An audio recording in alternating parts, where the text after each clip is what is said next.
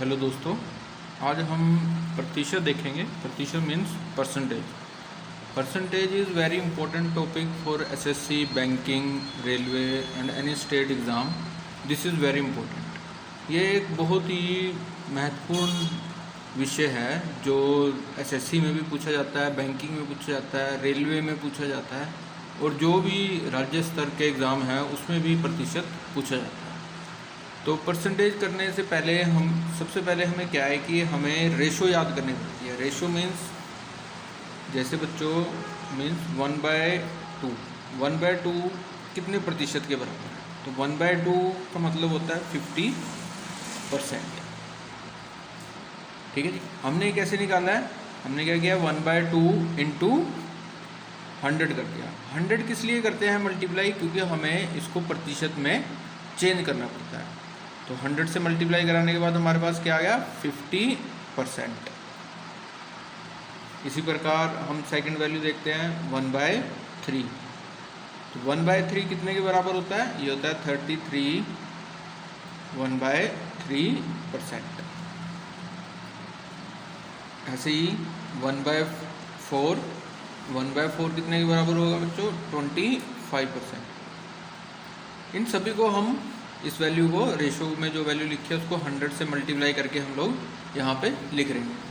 Number 4 1/5 is equal to 20%। हम percentage करने से पहले इस रेशो को याद करना बहुत ज़रूरी है। इसी के हेल्प से हम आगे क्वेश्चन कर पाएंगे। ऐसे ही हम 1/6 लिख लेते हैं। 1/6 जो होता है वो 16 2/3% होता है। ऐसे ही 1/7 जो है वो है 14 2/7%। ऐसे ही 1/8 जो है वो है 12 1/2%। 1/9 जो है वो है 11 1/9%। ऐसे ही 1/10 जो है बच्चों वो 10% के बराबर होता है। ऐसे ही बच्चों हम 1/11 भी लिख लेते हैं। 1/11 जो है वो 9 1/11% के बराबर होता है। 1/12 जो है वो 8 1/3 के बराबर होता है। ऐसे ही 1/13 जो है वो 7 9/13 के बराबर होता है। और 1/14 जो है वो है 7 1/7% के बराबर होता है। 1/15 जो है बच्चों वो 6 2/3% के बराबर होता है। इस प्रकार हम इनको सारी वैल्यू को याद करना बेहद ज़रूरी है अगर आप प्रतिशत के क्वेश्चन करना चाहते हैं। अब हमने देखा है कि ये वैल्यू यहाँ पे कैसे कन्वर्ट हुई, ये वैल्यू यहाँ पे कैसे कन्वर्ट हुई। हमने इसको 100 से मल्टीप्लाई कर लिया। ऐसे हम 1/6 को भी देख लेते हैं। 1/6 को जब हमें प्रतिशत बनाना है तो हम क्या करेंगे, इसको 100 से मल्टीप्लाई करा देंगे। इसको काट देंगे, 3 पे कट जाएगा और ये 50, तो 50/3 आ गया। जब हम इसको डिवाइड करेंगे तो ये आ जाएगा हमारे पास 16 2/3%।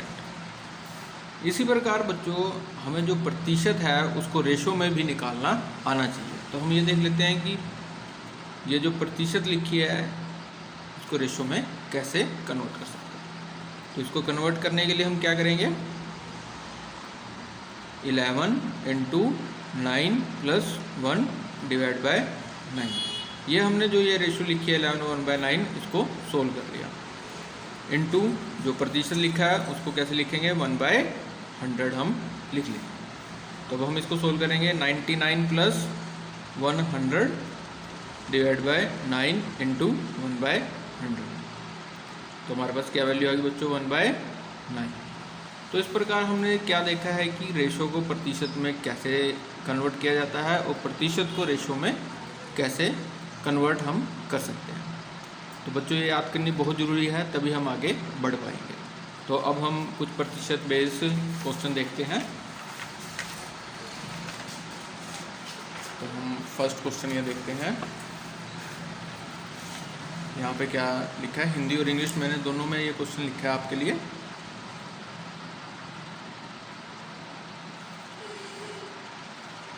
तो ये क्वेश्चन है,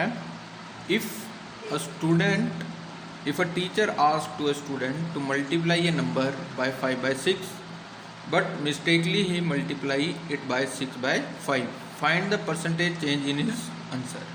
हिंदी में क्या कह रहा है, यदि एक अध्यापक ने किसी विद्यार्थी को किसी अंक को 5/6 से गुना करने को कहा, परंतु उस विद्यार्थी ने गलती से क्या करा, 6/5 से गुना कर दिया, तो उसके उत्तर में कितने प्रतिशत का अंतर आया। आशा करते हैं कि आप सभी को क्वेश्चन अच्छे से समझ आ गया होगा। एक बार दोबारा पढ़ लेते हैं कि एक अध्यापक ने विद्यार्थी को किसी अंक को 5/6 से गुना करने को कहा, परंतु उस विद्यार्थी ने गलती से 6/5 से गुना कर दिया, तो उसके उत्तर में कितने प्रतिशत का अंतर आया। तो हम देखते हैं कैसे करते हैं इसको। तो टीचर ने क्या कहा था, भाई किसी नंबर को 5/6 से गुना कर दो, और बच्चे ने गलती से क्या करा, 6/5 से गुना कर दिया। तो अब हम बचपन में क्या करते थे, हम यहाँ पे x लगा के, भाई वो नंबर जो हमने निकालना वो पता नहीं, यहाँ पे x लगा देते हैं और फिर हम सोल्व करना शुरू करते हैं। पर जैसे कि हम कॉम्पिटिटिव एग्ज़ाम में जाते हैं तो हम क्या करते हैं, हमारी ये कोशिश होती है हम कितना जल्दी क्वेश्चन को कर सकें। तो हम यहाँ पे एक ऐसा नंबर लेट कर लेते हैं जो 6 का मल्टीपल भी हो और 5 का मल्टीपल भी हो। तो 6 का जो मल्टीपल होगा और जो 5 का भी मल्टीपल होगा वो नंबर क्या है, 30। मतलब ऐसा नंबर हम लोग यहाँ लिख लेते हैं जो 6 पे भी कट जाए और 5 पे भी कट जाए। तो 30 है जो वो 6 पे भी कट गया और 5 पे भी कट गया। बच्चों आप यहाँ कुछ भी लिख सकते हो, आप यहाँ पे 60 भी लिख सकते हो, क्योंकि 60 भी 6 से कट जाएगा और 5 से भी कट जाएगा। तो हम काट देते हैं इसको, 5 आ जाएगा यहाँ पे, 25 आ गया, और यहाँ पे 36। तो देखो 5/6 से गुना करने को कहा था, पर बच्चे ने कितने से कर दिया, 6/5 से। तो आंसर हमारा जो आना चाहिए था वो आना चाहिए 25, पर गलती से बच्चे का आंसर क्या आ गया, 36। तो इसमें कितने प्रतिशत का अंतर आया। अगर अंतर की बात हो रही है तो हम इन दोनों को माइनस करेंगे, भाई कितना अंतर आ गया। तो इसमें जो अंतर आ गया वो 11 अंतर आ गया। अब हमसे पूछा भी अंतर जो बताना है वो प्रतिशत में बताना है, तो अंतर हमारा 11 आ गया, और आंसर क्या ठीक था हमारा पहले, 25 को नीचे लिख देंगे इंटू 100। अब हम अपनी बात को क्या कर रहे हैं, प्रतिशत में बता रहे हैं। तो उसके उत्तर में कितने प्रतिशत का बच्चों अंतर आया, 44% का। ठीक है बच्चों, आगे बढ़ते हैं। प्यारे बच्चों अब एक क्वेश्चन और देखते हैं, इसमें क्या लिखा है। In an election 2 candidate participate, 20% voter did not vote and 1/2% voter declare invalid. The winner gets 60% of valid votes and he win by 5600 votes. Find the number of voter list. Hindi में क्या कहता है, एक चुनाव में 2 उम्मीदवारों ने भाग लिया, 20% लोगों ने वोट नहीं डाले और 1/2% वोट हैं जो वो अयोग्य घोषित हो गए। जीतने वाले को 60% वोटों से जीत मिली और उसे कितने वोट मिले, 5600 वोट भी प्राप्त हुए। तो हमने बताना है कुल लोगों की संख्या ज्ञात करनी है, मतलब वोटर लिस्ट में कितने लोग थे उनकी संख्या हमने ज्ञात करनी है। तो दोस्तों इसको 2 तरीके से करेंगे। पहले हम एक लॉन्ग मेथड करते हैं जिससे आपको अच्छे से समझ आए।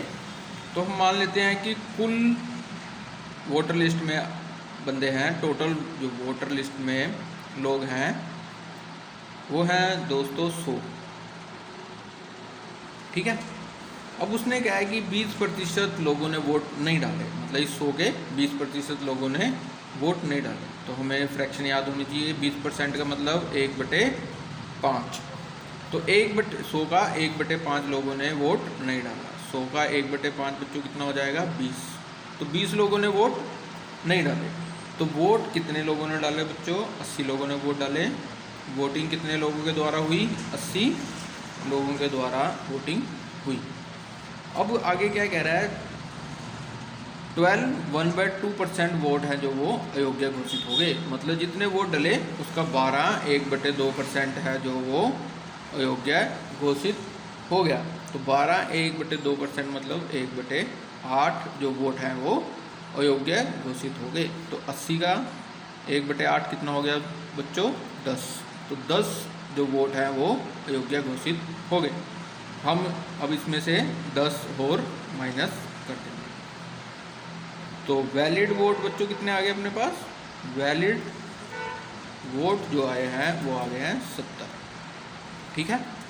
अब क्या हुआ, जो वैलिड वोट पड़े हैं उसमें से जीतने वाले को तो मिल गए बच्चों 60% और हारने वाले को बच्चों मिल गए 40%। ठीक है जी। और जो जीतने वाला है वो कितने प्रतिशत वोटों से यहाँ जीत रहा है हमें पता चल रहा है, मतलब 20% वोटों से वो जीत रहा है ना। 60 माइनस 40 हम करते हैं तो 20% वोटों से बच्चों ये जीत रहा है ना। तो 70 का 20% जो होगा बच्चों वो कितना होगा? 14। ठीक है। तो जीतने वाला जो जीता है वो कितने प्रतिशत वोटों से जीता है? 20%। और 70 का 20% कितना हो गया? 14। तो मतलब अब हमें यहाँ से क्या पता चला है कि जो जीतने वाला है 14 वोटों से जीता है, पर हमें क्वेश्चन में क्या दे रखा है? 5600 वोटों से जीता है। तो 14 कितने के बराबर लिख लेंगे बच्चों? 5600 के। तो एक की वैल्यू कितनी आ गई बच्चों? 5600 डिवाइड बाय 14 मतलब एक की वैल्यू आ गई 400। अब एक की वैल्यू जैसे कि 400 आ गई है, अब हमसे उसने पूछा है कुल लोगों की संख्या। तो एक की वैल्यू 400 है तो 100 की वैल्यू कितनी आ जाएगी? टोटल वोट कितने होंगे? टोटल वोट जो वोटर लिस्ट में होंगे वो होंगे 100 इंटू 400 मीन्स 4 के बाद 4 जीरो लग जाएंगी बस। ठीक है। तो इतने लोगों के द्वारा वोटर लिस्ट में वोट थे 40,000। अब इसको हम एक सरल तरीके से भी कर सकते हैं। सरल तरीके से करने के लिए कैसे करना है वो देख लेते हैं हम मान लेते हैं कि टोटल जो वोटिंग लिस्ट में लोग थे वो थे x। अब x में से हमें पता है कि 20% लोगों ने तो वोट नहीं डाले। अब 20% लोगों ने अगर वोट नहीं डाले तो कितने लोगों ने वोट डाले? यहाँ से 5 लोग टोटल थे और एक व्यक्ति ने वोट नहीं डाला। तो कितने लोगों ने वोट डाला? 4/5। अब उससे आगे कहा कि जितने लोगों के द्वारा वोट डाले गए उसमें से 12 1/2% वोट हैं जो वो अयोग्य घोषित हो गए। मतलब 8 में से 1 वोट अयोग्य घोषित हो गया। तो योग्य कितने रह गए? 7/8। अब उसने कहा है कि जो भी वोट वैलिड वोट डले हैं उसमें से 60% वोटों से उम्मीदवार जीत गया। यदि वो 60% वोटों से जीता है तो हारने वाले को बच्चों कितने मिले होंगे? 40%। और वो कितने प्रतिशत वोटों से ज़्यादा लिए उसने? 20% वोट ज़्यादा लिए उसने। तो 20% की फ्रैक्शन हो जाएगी बच्चों 1/5। और अब हम इसको कितने के बराबर लिख देंगे? 5600 के बराबर। और अब हम इसे काटने की कोशिश करेंगे। इसको काट लेंगे ऐसे, इसको यहाँ से काट देंगे, 800 आ जाएगा। और x की वैल्यू कितनी आ जाएगी? 800 इंटू 10 इंटू 5 और इसको मल्टीप्लाई करेंगे तो बच्चों कितने आ जाएगा? 40,000। तो इस तरह से हम इसको सरल तरीके से भी कर सकते हैं। पर जैसे कि आप लोग देख रहे होंगे कि हमें फ्रैक्शन याद होनी बहुत ज़रूरी है। तो बच्चों एक और हम क्वेश्चन देखते हैं। ये भी बहुत इंपॉर्टेंट क्वेश्चन है, काफ़ी एग्जाम्स में आया हुआ है। हिंदी में ही हम लोग पढ़ते हैं। एक गांव की जनसंख्या 16.2% पहले साल बढ़ जाती है और दूसरे साल 37.1/2% कम हो जाती है। तीसरे साल ये दोबारा 57.1/7% बढ़ जाती है। तो पहले की जनसंख्या ज्ञात करो। और 3 साल बाद उस गांव की जनसंख्या कितनी है? 1,65,000। तो हम बच्चों करने की कोशिश करते हैं। सबसे पहले हमें फ्रैक्शन जो परसेंटेज लिखा है उसको रेशो में बदलना आना चाहिए। ये हमें याद करना बहुत ज़रूरी है। 16/2/3% बच्चों कितने के बराबर होता है? 1/6 के बराबर। इसी प्रकार प्यारे बच्चों 37 1/2% कितने के बराबर होता है?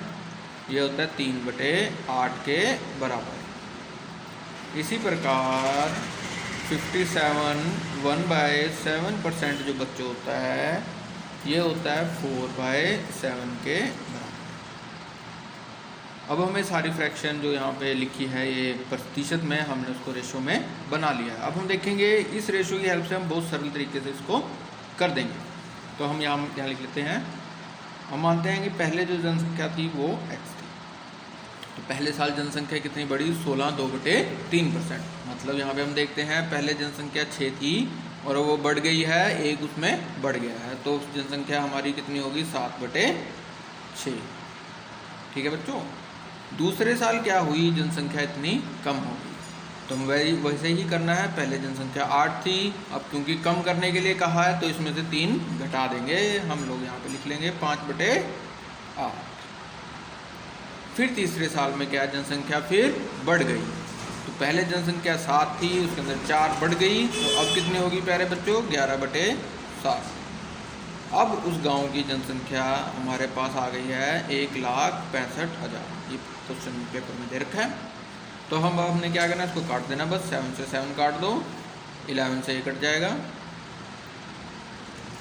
5 पे कटेगा, ये आ गया।